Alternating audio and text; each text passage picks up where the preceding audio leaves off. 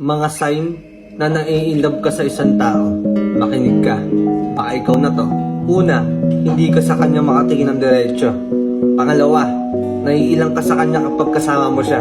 Pangatlo, ginaganahan ka sa mga bagay kapag nakikita mo siya. Pang-apat, kinikilig kang patago kapag kausap or kasama mo siya. Pang-lima, nagseselos ka kapag may kausap or kasama siyang iba kahit wala naman kayo. Pang-anim, kapag nag-chat ka sa kanya tapos nag-reply siya agad, dali-dali ka, kikiligin ka kahit wala naman nakakakilig sa pinag-uusapan nyo.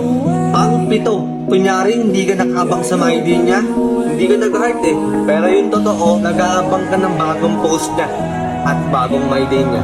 Aminin mo. Pang-walo, naging guilty ka sa kanya kasi hindi ka makaamin na gusto mo siya. Yung tipong hindi mo maamin sa kanya yung nararamdaman mo kasi nahihiya ka. Pang-walo, napapanaginipan mo siya